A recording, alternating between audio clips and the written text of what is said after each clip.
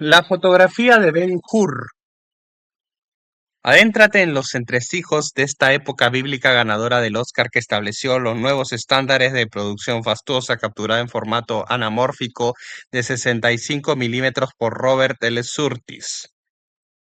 Ese es personal. La cobertura original de AC sobre este épico drama de época se extendió a lo largo de dos números, ambos articulados se presentan a continuación. Se extendió a lo largo de dos números. Ambos artículos se presentan a continuación. La fotografía de Ben-Hur por Libero Grandi. La producción multimillonaria de la Metro-Goldwyn-Mayer fue filmada íntegramente en Italia en película Eastman Color de 65 milímetros por cámaras y lentes Panavision por 3 equipos de cámara supervisados por Robert Surtees. Según Robert Surtees ACC, quien dirigió la fotografía de Ben-Hur de Metro-Goldwyn-Mayer en Italia, se expusieron más de 1 millón de pies de negativo Eastman Color de 65 milímetros para la producción. El estudio envió a Roma un total de 6 cámaras Panavision de 65 milímetros y a menudo todas filmaban simultáneamente en grandes escenas espectaculares como la carrera de cuadrigas. La monumental tarea de fotografiar Ben-Hur en Italia había sido cuidadosamente planificada con antelación durante las reuniones de preproducción en las que participaron Surtees, el director William Wyler, el guionista, el director artístico y el diseñador de vestuario. Este artículo apareció originalmente en AC en octubre de 1959. Algunas imágenes son adicionales o alternativas. El director William Wyler toma una foto de su equipo de cámara A la derecha se encuentra el director de fotografía Robert Surtees. Surtees explicó que filmar con el negativo de 65 milímetros de mayor formato implicaba prácticamente triplicar el esfuerzo en comparación con filmar en 35 milímetros. Al componer las escenas para este formato era fundamental prestar mucha atención a la iluminación, ya que la nitidez extrema se obtenía con los objetivos Panavision, ya que la nitidez extrema que se obtenía con los objetivos Panavision permitía apreciar con excepcional claridad cada detalle de las telas, el vestuario y los accesorios, así como cualquier imperfección en los rasgos faciales o en el maquillaje. El éxito de los resultados fotográficos se garantizó gracias a la colaboración de los departamentos de vestuario y maquillaje del Metro-Goldwyn-Mayer, que planificaron sus fases de trabajo para adaptarse a la filmación en todos los sentidos. El actor Charlton Heston posa para una prueba de vestuario. Para lograr una reproducción cromática precisa, Surtees realizó numerosas pruebas y colaboró estrechamente con los directores de arte William A. Horning y Edward Carfaño, así como con la diseñadora de vestuario Elizabeth Haffenden. En el centro, el director de fotografía Robert Surtees ACC está rodeado por su equipo de cámara en los estudios Cinecittà de Roma. La óptica Ultra Panavision crea una ligera compresión anamórfica de 1,25 en el área de imagen de 2,21, lo que da como resultado una relación de aspecto ultra ancha de 2,761 en la pantalla. Los objetivos gran angular Panavision utilizados eran de 57 milímetros. Se empleaban principalmente para planos de 2 personas y primeros planos. En algunos planos de 2 personas, como cuando una se sitúa ligeramente delante o detrás de la otra, resultaba difícil mantener a ambos sujetos enfocados con nitidez con este objetivo. En estos casos el problema se solucionaba enfocando con nitidez a la persona más importante y ajustando la iluminación de la otra, procurando que los colores de su vestuario complementaran los de la persona más importante. El efecto en pantalla era una especie de ecualización del enfoque en ambos sujetos, salvo en los casos en que se deseaba un enfoque dividido extremo. Surtees siempre utilizaba aperturas pequeñas e iluminación intensa.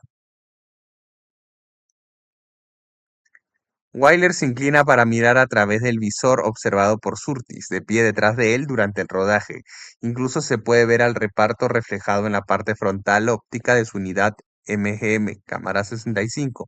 Bajo la supervisión de Robert Gottschalk, Panavision desarrolló nuevos objetivos anamórficos específicamente para la producción en 65 milímetros con el fin de proporcionar el enfoque más nítido posible en todo su formato panorámico. Tanto Wyler como Surtees ganaron premios Oscar por su trabajo en la película, y después de que Metro-Goldwyn-Mayer vendiera su departamento de cámaras a Gottschalk, el sistema se mejoró posteriormente y se renombró como Ultra Panavision. Esa información aquí. Debido a que Metro-Goldwyn-Mayer planea estrenar Ben-Hur tanto en 65 milímetros como en 35 milímetros, Surtees explicó que era necesario tener esto en cuenta en todo momento al componer las escenas en el visor de la cámara. Sin embargo, cuando los requisitos de composición para el formato de 35 milímetros entraban en conflicto con los del más importante formato de 65 milímetros, la escena se componía invariablemente para este último. Un problema constante durante el rodaje de Ben-Hur fue mantener un control riguroso de la temperatura de color de la luz, y dado que la filmación en Roma se extendió desde mayo hasta diciembre, era necesario buscar la uniformidad en la temperatura de color, de modo que las escenas rodadas en mayo no se vieran diferentes a las rodadas en diciembre, cuando los días eran más cortos y el sol estaba más cerca del horizonte. Asu. Surtees observó que la temperatura de color de la luz solar era bastante variable. En Roma, en particular, la luminosidad es intensa, pero a menudo se caracteriza por cambios bruscos que ocurren en cuestión de horas. Se realizaron extensas pruebas de las condiciones de luz, tras las cuales se encargaron los filtros correctores necesarios para todas las cámaras Panavision. El objetivo de Surtees era producir negativos con un balance de color tan preciso que la tarea de laboratorio de cine en la corrección del color se redujera al mínimo y se obtuvieran copias que se aproximaran a sus expectativas. Para realizar pruebas de temperatura de color, Surtees utilizó el medidor de temperatura de color Spectra. Con este instrumento pudo calcular diversas combinaciones de colores en relación con la escala Kelvin, ajustando el color según fuera necesario. De esta manera logró establecer un valor de referencia mediante el uso de los filtros correctivos correspondientes. Con la ayuda de este medidor, por ejemplo, Surtees determinó la exposición y el filtro necesarios para fotografiar una puesta del sol al mediodía.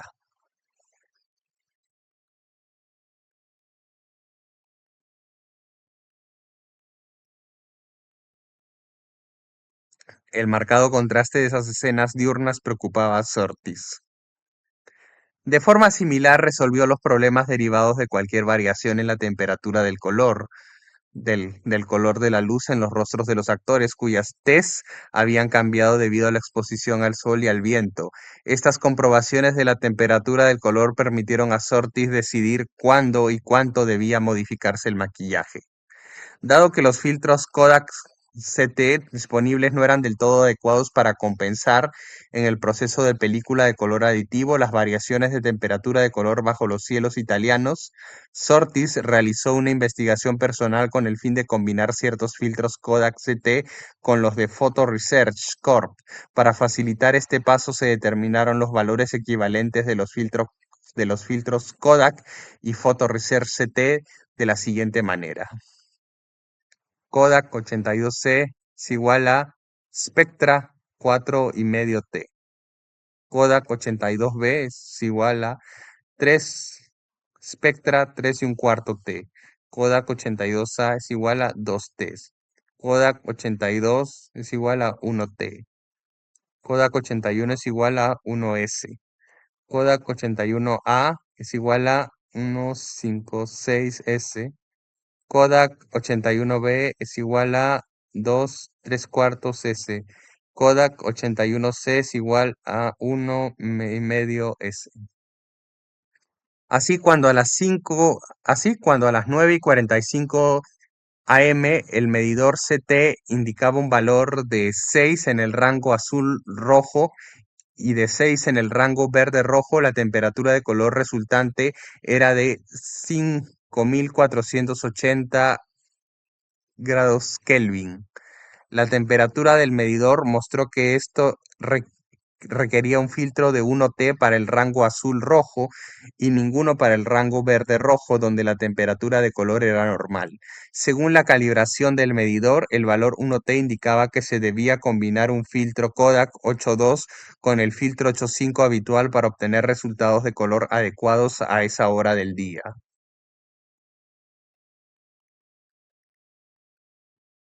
A las 12 del mediodía del mismo día, la luz solar registraba los 5700 Kelvin habituales en el medidor CT, lo que requería el uso exclusivo del filtro 85 en el objetivo de la cámara. Sin embargo, a las 4:45, otra lectura del medidor indicó que la temperatura de color de la luz diurna había descendido a 5195 grados Kelvin. Esto hacía necesario utilizar un filtro Spectra 2T o su equivalente, el Kodak 82A, junto con el filtro 85. Al igual que con la producción anterior de Ben-Hur del estudio, muchos años antes, la versión de 1958-59 fue realizada por una compañía de producción dividida en tres unidades para mayor flexibilidad y rapidez. El director William Wyler y el director de fotografía Bob Surtees, al frente de la primera unidad, filmaron la mayoría de los interiores de la película y también supervisaron las unidades 1 y 2. El director Andrew Marton y el director de fotografía italiano Piero Portaluppi dirigieron la segunda unidad, que se concentró en filmar la secuencia de la carrera de cuadrigas. La tercera unidad estuvo a cargo del director Richard Thorpe y el director de fotografía Harold E. Wellman. ASC. Esta unidad filmó las escenas de lucha en las galeras, algunas escenas de la carrera cuadrigas y realizó algunas tomas adicionales para las otras dos unidades. Wyler comparte un momento con sus compañeros de reparto Heston y Stephen Boyd mientras riegan la pista a sus espaldas.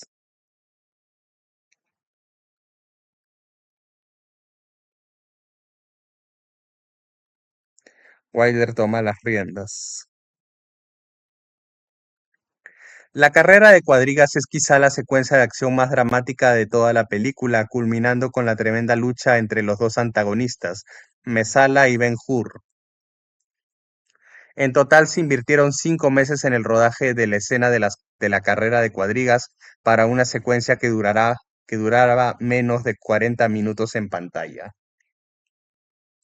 Para aprovechar los días predominantemente soleados del verano italiano, Portaluppi y su equipo de cámara trabajaron sin descanso desde las 6:30 de la mañana hasta las 5 de la tarde.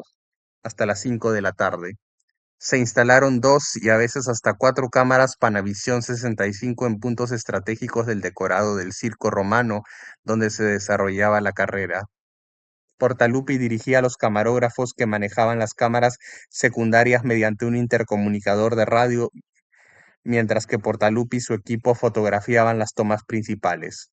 Según Portaluppi, las tomas en movimiento de la carrera, realizadas con la cámara montada en un veloz vehículo de filmación, fueron las más difíciles de filmar. A pesar de que el vehículo contaba con un motor de 30 caballos de fuerza y la pista del circo se alisaba y regaba después de cada toma, el vehículo inevitablemente se deslizaba por los surcos dejados por las ruedas de los carros en su primera vuelta a la pista.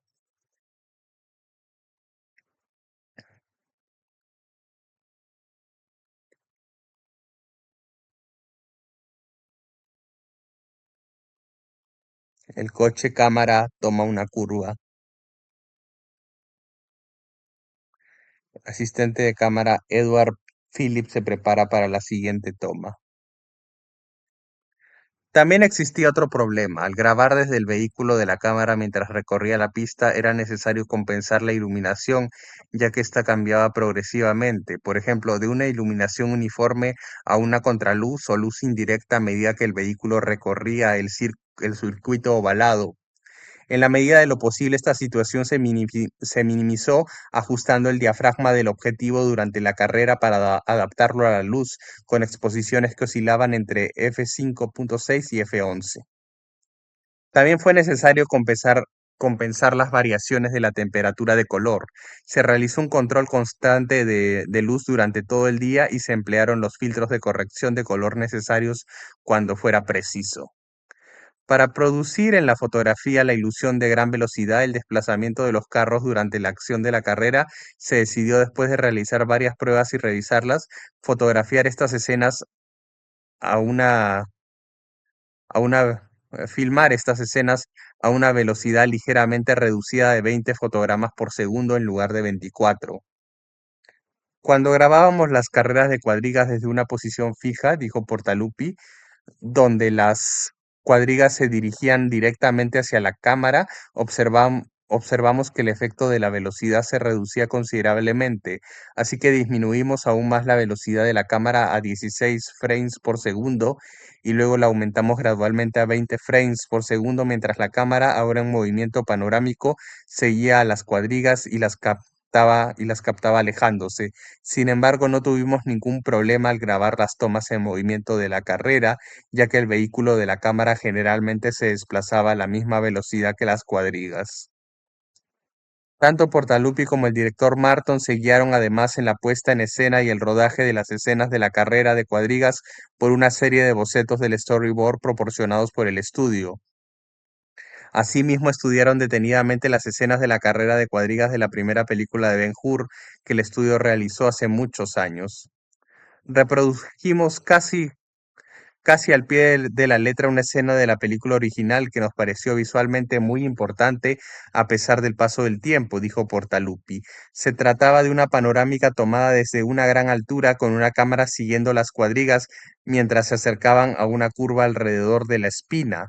La espina es una plataforma larga y estrecha que alberga a los espectadores en el centro del recinto del circo.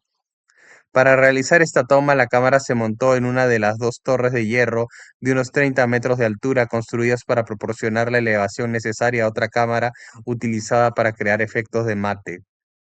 La cámara se instaló a unos 15 metros de altura y con un ángulo de 45 grados apuntaba hacia abajo, hacia una de las enormes estatuas en la espina, hacia una de las enormes estatuas erigidas en la espina y ofrecía una vista maravillosa y única de todo el evento de carreras. Wyler y Surtees con la imponente estructura de espina alzándose tras ellos. El director de fotografía Wellman fue el encargado de filmar las secuencias de lucha en las galeras. Al igual que Surtees y Portaluppi, también empleó dos o más cámaras Panavision 65 para todos los planos clave en las escenas de acción. Esta secuencia se filmó dentro y sobre el tanque en los estudios Cinecittà de Roma. Según Wellman, participaron más de 600 actores y extras en estas escenas, y las galeras eran réplicas auténticas de las embarcaciones históricas descritas en la famosa novela Ben-Hur de 1880. Para lograr el mayor impacto visual se decidió ambientar el encuentro al amanecer, lo que requirió una iluminación predominantemente tenue.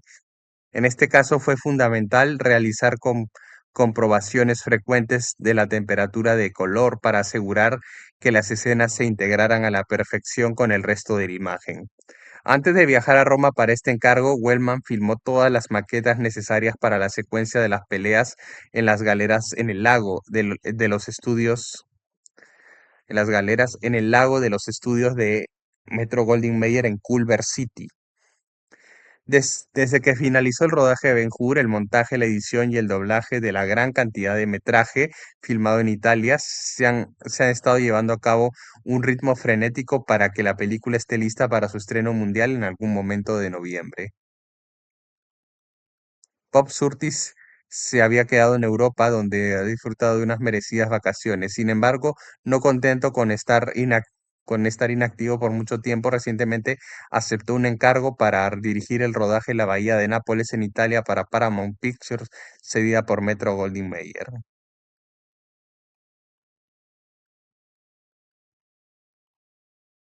El artículo que comienza en esta página es una continuación idónea del relato de Libero Grandi, la fotografía de Ben-Hur, publicada en nuestra edición de octubre. Describe con gran detalle los problemas que surgieron al planificar y fotografiar la que se considera la secuencia de acción más emocionante del cine de todos los tiempos. Se reproduce aquí con permiso de Films in Review, para cuya edición de enero de 1960 fue escrito por el director Andrew Marton, editor.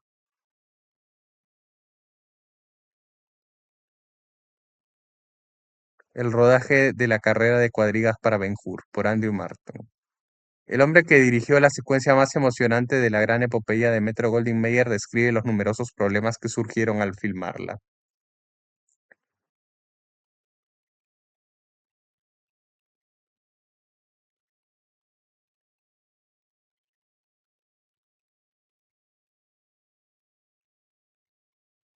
El difunto productor Sam Zimbalist era un amigo cercano y respetado, y cuando me pidió que diseñara y dirigiera la secuencia de la carrera de cuadrigas de Ben-Hur, tuve sentimientos encontrados. Era un reto, pero también significaba anonimato, de acuerdo con las arcaicas normas de la industria cinematográfica sobre los créditos en pantalla. Ya me había llevado decepciones antes. Dirigí las escenas de la batalla en la montaña de En Adiós a las armas de David O. Selznick, y fui recompensado generosamente con un crédito en pantalla que decía, en esencia: muchas gracias a Andrew Marton por su valiosa contribución. ¿Qué contribución? El público nunca lo supo. Sin embargo, el desafío de la carrera de cuadrigas de Ben-Hur seguía presente. Zimbalist estaba ahí, y William Wyler, a quien respeto mucho, también estaba ahí. Ya había dirigido una secuencia para Wyler anteriormente, la llamada secuencia de Dunkerque en La señora Miniver. Entonces dije: vámonos.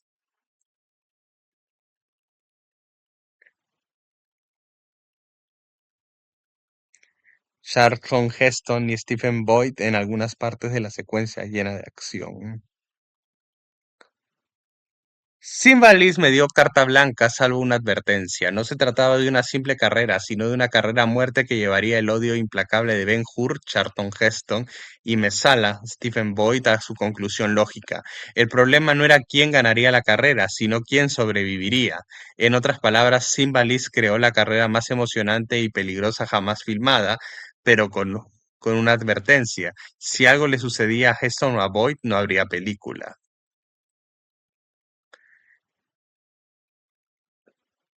Metro-Goldwyn-Mayer comenzó a construir la arena para la carrera en enero de 1958 en los estudios Cinecittà de Roma. Dado que la arena en la historia se encuentra en Jerusalén, su arquitectura no era romana, sino más bien bárbara y primitiva. Solo se necesitaba esta arena, ya que la película no muestra cómo Ben-Hur, durante su estancia en Roma, se convirtió en un experto auriga. Lo vemos cerca de Jerusalén criticando el entrenamiento de algunos caballos árabes destinados a la carrera, pero la primera vez que lo vemos en una cuadriga es cuando entra en la arena para la carrera. Mientras se construía este enorme decorado, buscábamos caballos adecuados y equipos que combinaran algo esencial. La carrera la disputarían 9 carros tirados por 4 caballos cada uno, pero como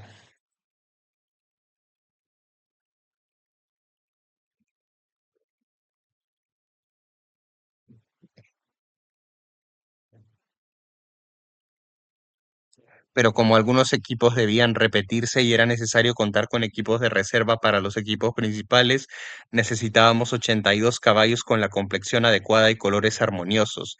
Los caballos pueden cojear y cualquier cosa puede suceder en una carrera. Finalmente conseguimos los caballos en Yugoslavia, y a finales de enero comenzamos los preparativos para la filmación de la carrera. El rodaje propiamente dicho estaba previsto para mayo y junio. Para no interferir con la construcción de la arena, se construyó una pista idéntica junto a ella para que pudiéramos comenzar a entrenar caballos y jinetes de carros y preparar las tomas para las cámaras. El pavimento de la pista de carreras resultó ser un problema complejo. La investigación en las bibliotecas romanas no arrojó ningún resultado sobre la composición del pavimento de las pistas de carreras de hace 2 milenios. La superficie de nuestra pista debía ser lo suficientemente dura para soportar el peso de los carros y caballos a toda velocidad. a toda velocidad, contar con un sistema de drenaje en caso de lluvia y tener una capa superior arenosa, ya que el cemento podía causar cojera a los caballos. Así que empezamos con escombros de roca molida que tuvimos que compactar con vapor. Eso quedó cubierto con 25 centímetros de lava molida, en contra de mi criterio y el de Yakima Canut. Y eso a su vez con 20 centímetros de roca amarilla triturada. El segundo equipo en la pista.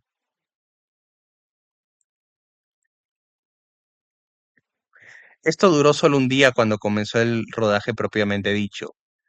Se utilizó únicamente en las primeras tomas largas en las que participaron 6.000 extras.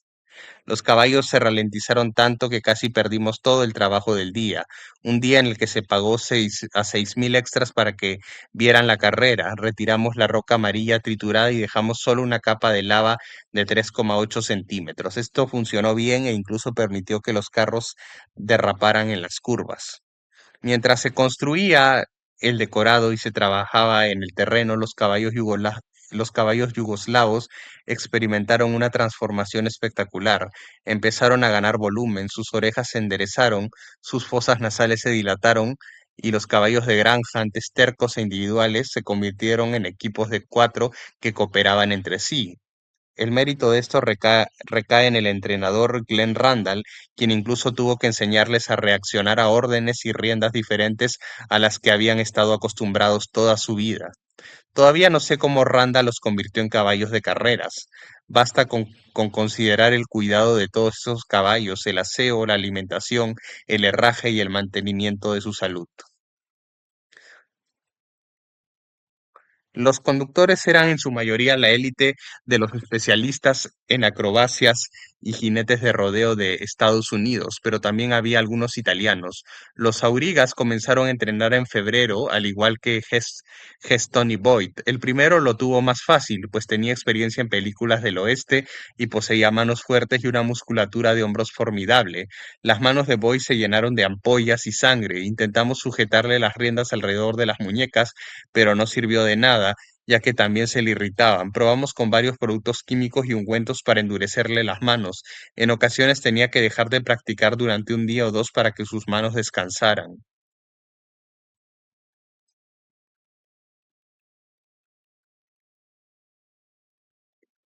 3 cámaras de 65 milímetros utilizadas.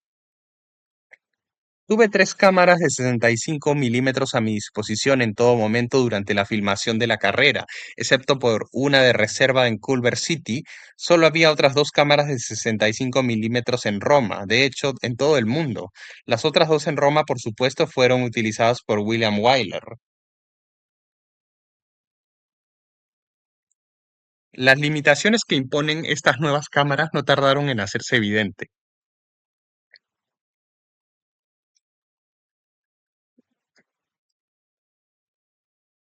El mejor objetivo para usar con una película de 35 milímetros para un primer plano de un auriga que conserve los caballos en la imagen es un objetivo de 4 pulgadas, también llamado objetivo de 100 milímetros. El equivalente a un objetivo de 100 milímetros en formato de 65 milímetros es un objetivo de 200 milímetros, pero el de 200 milímetros no se podía enfocar a menos de 15 metros y yo tenía que acercarme a esa distancia para conseguir un buen primer plano dramático. Así que usé un objetivo de 140 milímetros y me acerqué más a los caballos, a sus cascos y al peligro. En algunas escenas incluso capturamos el efecto de los caballos pisando el carro de la cámara.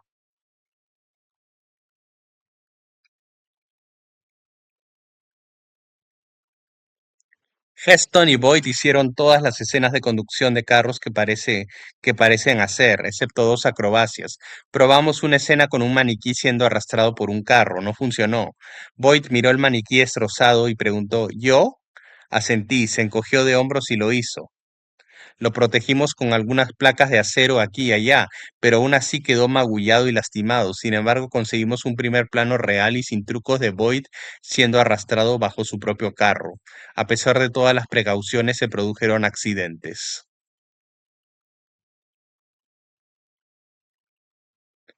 Carrozas destrozan cámaras. La mejor posición para fotografiar una curva en el extremo opuesto cuando las carrozas salen de ella. En una ocasión, dos carrozas chocaron contra dos de nuestras cámaras al salir de la curva demasiado rápido. Por suerte, ningún caballo resultó herido y el equipo y las cámaras solo sufrieron algunos rasguños, gracias a una robusta barricada de madera que con previsión habíamos colocado. Sin embargo, el calendario de producción se vio seriamente afectado. Las cámaras tuvieron que ser reparadas y probadas antes de poder volver a usarlas, lo que nos llevó varios días. Una toma sencilla se convirtió en una pesadilla. Era una toma rápida, pero como era una carrera recta y no giraba en las curvas, no esperaba complicaciones. Fue así. El coche de la cámara era seguido por Heston y Boyd a toda velocidad, y sus carros eran seguidos por los otros 7 carros. Estábamos en medio de la carrera más rápida cuando de repente el motor del coche de la cámara dio un petardeo, falló y se paró, y ahí estábamos frente a los caballos, carros, etcétera, de Heston y Boyd que venían a toda velocidad. No pude evitar recordar la advertencia de Zimbalist cuando insistía en que para lograr realismo teníamos que tener a Heston y Boyd en esas tomas. Si les rizas un solo pelo de la cabeza, los magníficos caballos yugoslavos nos salvaron el día. Se desviaron y nos esquivaron a nosotros y a los 9 carros. Si alguno de esos caballos hubiera tenido opiniones divididas, dos yendo en una dirección y dos en la otra, no las habría tenido.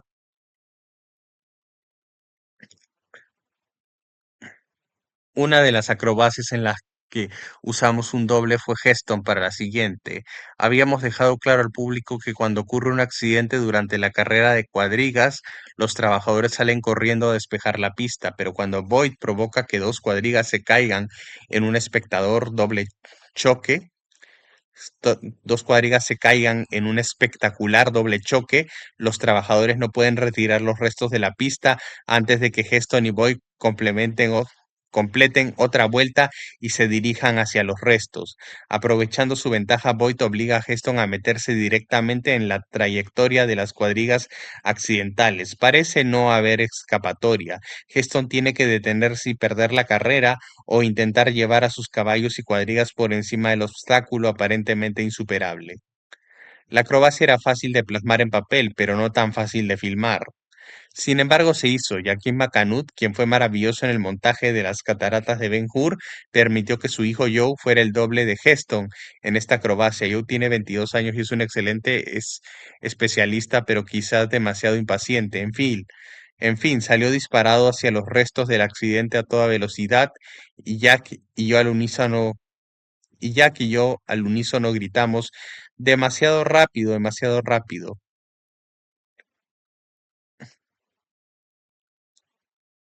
Escena emocionante e imprevista. Yo, por supuesto, no nos oía y estaba completamente entregado. Los 4 caballos sobrevolaron los restos del naufragio del choque con elegancia, pero cuando la cuadriga cayó, impactó con fuerza y rebotó. La cuadriga y el auriga salieron disparados por los aires. Al aterrizar de nuevo, Joe quedó en equilibrio sobre las manos y fue lanzado entre los caballos. Instintivamente se agarró de la barra transversal entre ellos, pero aún así fue arrastrado unos metros. Lo llevamos rápidamente a nuestro hospital de urgencias, justo al lado del hipódromo, y unos minutos después oí un rugido ensordecedor de la multitud. Miré a mi alrededor y vi al joven Canut con solo un corte en la barbilla, 4 puntos, volviendo al trabajo. La suya es la acrobacia más espectacular que he visto jamás. Le reportará el mismo éxito que el de la diligencia, saltar entre los caballos a su padre. Como era de esperar, el guión se reescribió para permitir que Heston repitiera la caída del carro en un primer plano y luego se incorporara y ganara la carrera. En nuestra búsqueda de nuevos ángulos intentamos colocar la cámara debajo de una cuadriga, pero el polvo que levantaban los cascos de los caballos cubría constantemente los objetivos. Montamos la cámara detrás de Heston e intentamos grabar por encima de su hombro.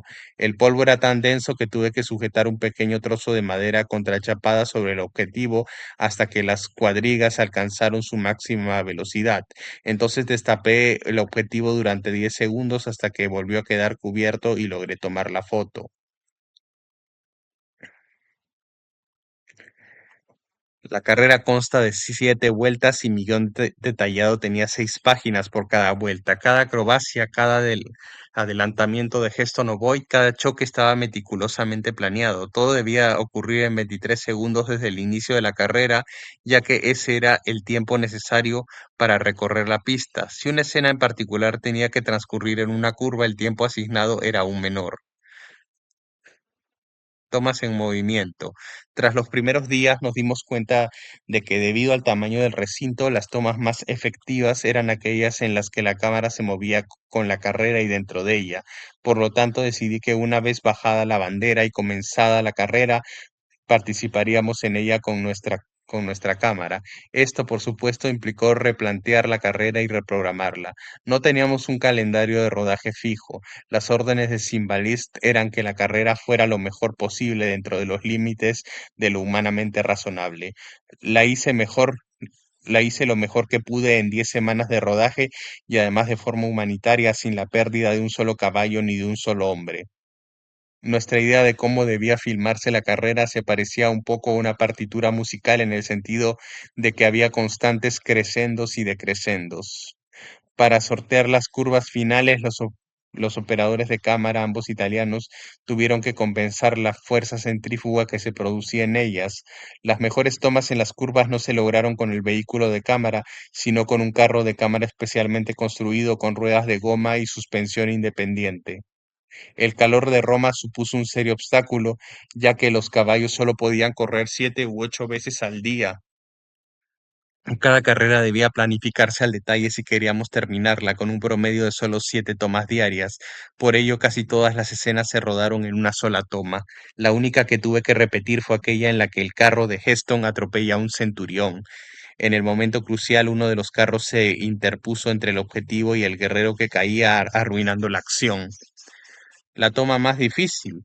Hacia el final de la carrera, cuando las ruedas de los carros de Heston y Boyd se entrelazan y Boyd comienza a azotar a Heston. Para mostrar el peligro inminente en el que se encontraban, decide enfocar desde las ruedas entrelazadas y astilladas hasta los dos antagonistas en un feroz combate. Para lograr este efecto tuvimos que encadenar el vehículo de la cámara a los dos carros. No tuve tiempo de darme cuenta de que si un caballo tropezaba, todo el conjunto, caballos, carros, estrellas, vehículos de la cámara, se estrellaría y se desmoronaría en un desastre total. Un pesimista o simplemente una persona preocupada jamás habría podido dirigir esta carrera de cuadrigas y nadie lo habría logrado sin la ayuda del Departamento de Utilería y Efectos Especiales del Metro Goldwyn Mayer. Me han preguntado en qué se diferencian la puesta en escena y la dirección de la carrera de cuadrigas de Ben-Hur de las del éxodo de Dunkerque en La señora Miniver y las escenas de la batalla en la montaña de Adiós a las armas. La diferencia radica en la cantidad de planos separados. Que yo sepa, nunca antes en una película se había utilizado tantos cortes en una secuencia de 11 minutos. Algunos de los cortes ocupan apenas 30 o 45 centímetros de película. Me sentí profundamente complacido cuando William Wyler me dijo que consideraba que la carrera de cuadrigas era uno de los mayores logros cinematográficos. Pero no me sentí muy bien al ver los créditos en pantalla. Comparto una tarjeta de crédito con creo que otras 5 personas y aparezco como uno de los 3 directores de segunda unidad, el requisito mínimo de créditos estipulado en mi contrato con Metro Goldwyn Mayer. No puedo evitar pensar que si Sam Simbalis hubiera vivido, habría recibido el simple reconocimiento que deseaba, carrera de cuadrigas dirigida por Andrew Marton. Sin embargo, si hoy alguien me pidiera que afrontara un reto cinematográfico similar, volvería a decir adelante. Entre los trabajos posteriores de Marton como director de segunda unidad se incluyen Cleopatra, La caída del Imperio Romano, Los héroes de Kelly Catch 2 y El día del Chacal. Ben-Hur se convertiría en un éxito mundial de taquilla y de crítica, ganando 11 premios de la Academia, incluyendo Mejor Película, Mejor Director y Mejor Fotografía a color. En 2004, Ben-Hur fue incluida en el Registro Nacional de Cine de la Biblioteca del Congreso.